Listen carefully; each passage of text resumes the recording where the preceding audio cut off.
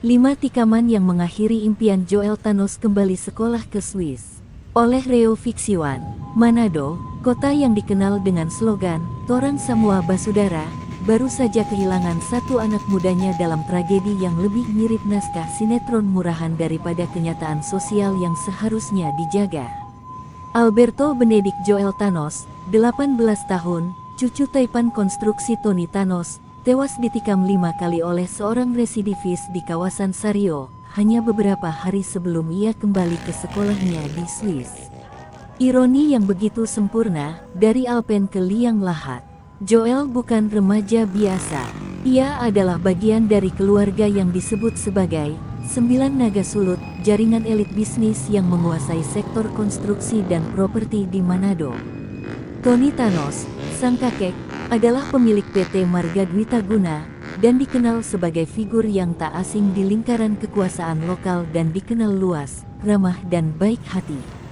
Tapi kekuasaan dan uang, ternyata, tidak bisa membeli perlindungan dari tikaman belati. Menurut laporan kepolisian, pelaku adalah NDS alias Nasio, asal Sulsel, residivis yang sudah 2 kali keluar masuk penjara karena kasus pembunuhan. Ia menyerang Joel secara brutal setelah terjadi cekcok di sebuah rumah tempat pacar Joel sedang berpesta miras.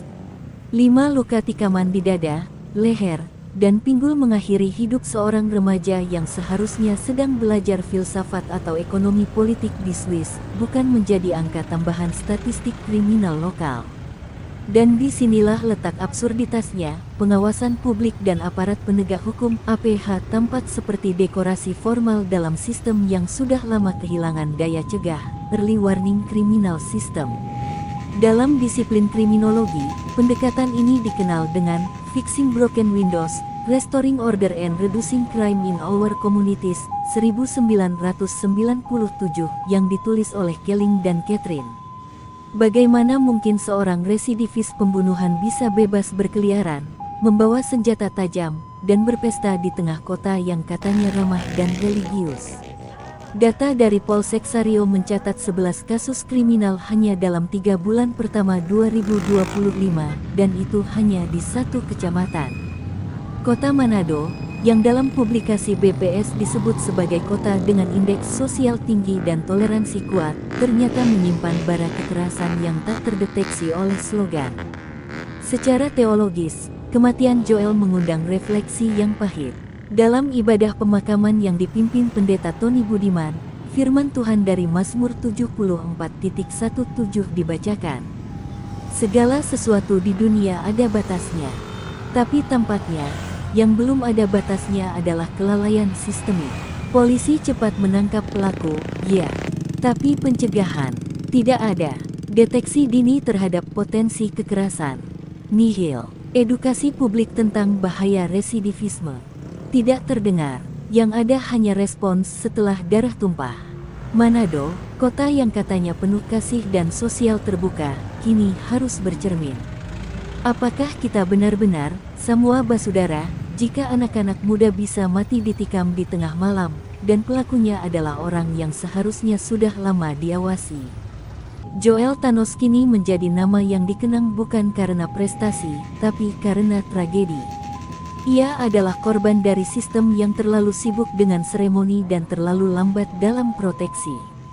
Ia adalah pengingat bahwa kekayaan tidak kebal terhadap kekerasan, dan bahwa keamanan bukan hak istimewa, tapi kewajiban negara.